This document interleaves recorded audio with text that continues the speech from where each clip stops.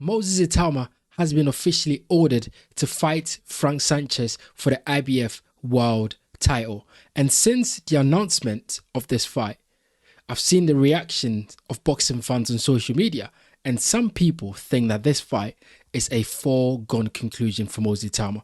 People actually think Itauma goes in there and blows Frank Sanchez out in a few rounds. But guys, I think this fight is more dangerous than people think. I think Frank Sanchez is a more dangerous fighter than any fighter that Itauma has fought so far in his career, because I think he's got a massive chance in this fight. And although Itauma might come into this fight as the favorite, I think Frank Sanchez has a massive chance to cause a big upset. So let's have a look at both fighters' chances in this fight, right?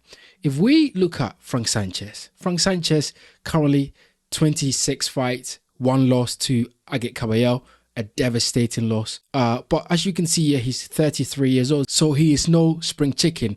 He's getting on with age, and if there's any time for him to make a massive impression in boxing, this is it against Moses Itauma. This is the opportunity for Frank Sanchez to put his name in light, right? For everyone to go, yes, this guy is the real deal.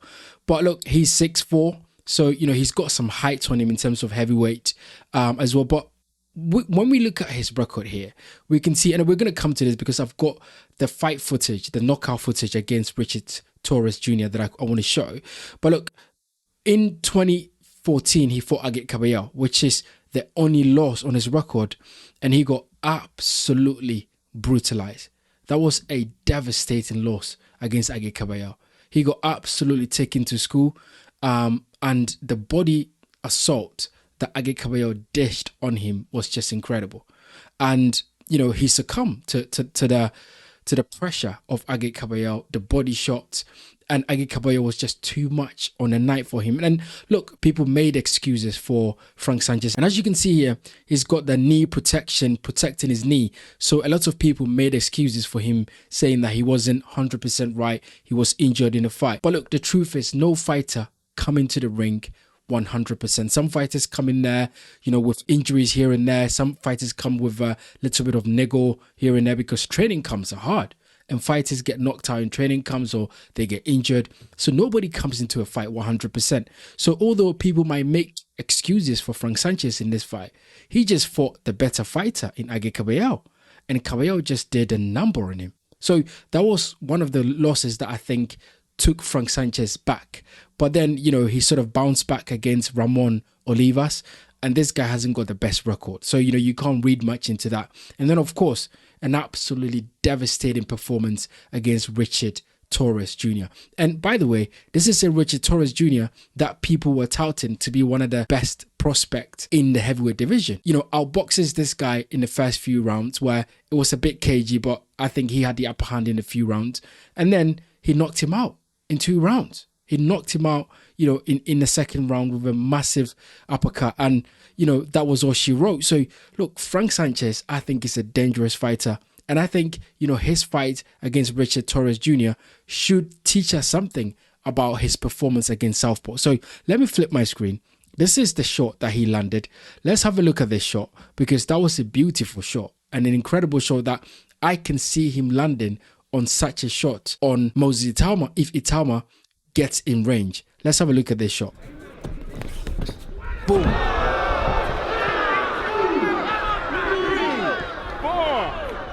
5, 6, 7, 8,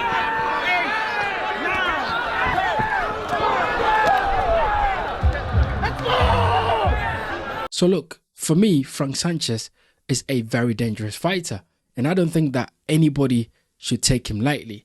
Moses Itauma is going to go into this fight with a lot of ammunition, with a lot of notoriety, with a lot of backing, because he's a Brit, he's exciting, he's young, he can punch, he can box.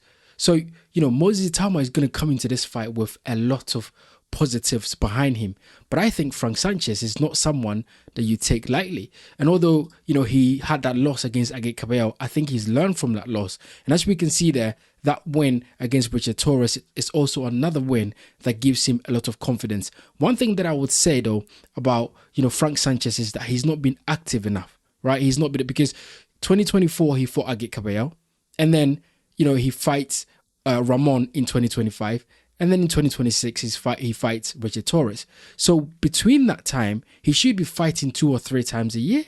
So he hasn't been active enough. Whereas if you look at, Moses Itauma here, right? Currently 14-0, 21 years old. So he's young. He's in his prime, 6'4.5". So he's just a little bit taller than, Frank Sanchez. But then when you look at his record, in 2026 already, Moses Itauma has fought twice. He fought Jermaine Franklin. He's about to fight Filip Hrgovic.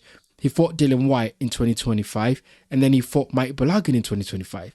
He fought, Dempsey McKean in 2024. And then he fought Marius Wack in 2024. So Moses Itauma, although he's young, and they've done the right thing with him. His team has done the right thing because they've stepped him up and they've given him fights that he can learn, he can look good against, he can build his confidence.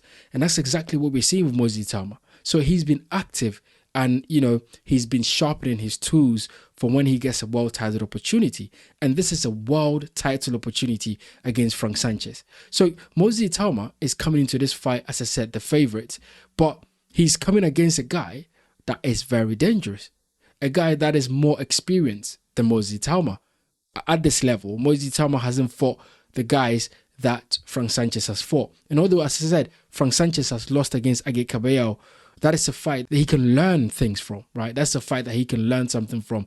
And I think we saw the things that he learned in that fight against Richard Torres Jr., where he got his foot position in a good place to be able to land the uppercut, which he landed. So, look, I think it's a dangerous fight. I don't think it's a foregone conclusion that Moses Itauma gets in there and starches Frank Sanchez and gets him out of there in a few rounds. Moses Itauma would have to work for his openings. He would have to work for the opportunity to land big shots because this guy is experienced. He can punch, right? He's a tough guy. He can take some shots. One thing that maybe Moses Itauma would have advantage in this fight if he goes to the body of Frank Sanchez, because we've seen that Frank Sanchez doesn't like it to the body, that he struggles when he's taking big body shots, and Agit Cabello showed us that Frank Sanchez doesn't take, a lot well when it comes to body shots. So maybe that is something that Moses Itauma can work on, and that is something that he can look to land more in this fight. So I think it's an interesting fight. I think it's a fascinating fight, but I think Frank Sanchez has more chance than people give him. However, Moses Itauma has got, a task on his hand. He has to beat Filip Hrgovic. Moses Itauma has to come through this fight against Filip Hrgovic looking good and looking like he took something out of it. Because if Moses Itauma doesn't beat Filip Hrgovic in a very good fashion, and he struggles there and he gets a point decision where it's contentious and people are talking about he's got a favorite decision, going into that Frank Sanchez fight is going to be a really, really difficult fight, because Frank Sanchez is going to look at that performance and go, I can do something to this guy. And Frank Sanchez will look at Moses Itauma and think, this is a fight that if I win, I write my name in the stars. I write my name in a place where I'll get big opportunities to make a lot of money and to become a world champion. So Frank Sanchez is going to look at Moses Itauma like a target. So as I said, Moses Itauma has to come through this fight.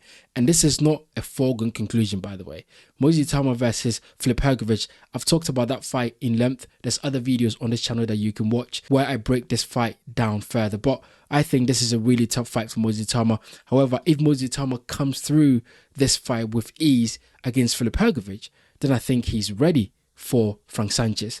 But as I said, I don't think that fight is a foregone conclusion. I think it's a dangerous fight. I think Moses Itauma would have to work for the openings. I think he would have to work to get, Frank Sanchez out of there. I think he's going to have to come through some adversity in the fight, because Frank Sanchez is a tough guy. He can punch, he can fight, he's Cuban, he's got that grit. And, what happens between Moses Itauma and Filip Hrgovic, I think is the deciding factor, because that will give Moses Itauma a lot of confidence going into the Frank Sanchez fight. But guys, get in the comment section and let me know what you think about Moses Itauma versus Frank Sanchez. Some people are not giving Frank Sanchez any chance at all. What do you think? What chance do you give him? Do you think he's got, the ability to cause the big upset in the heavyweight division? Get in the comment section and let me know what you think about it.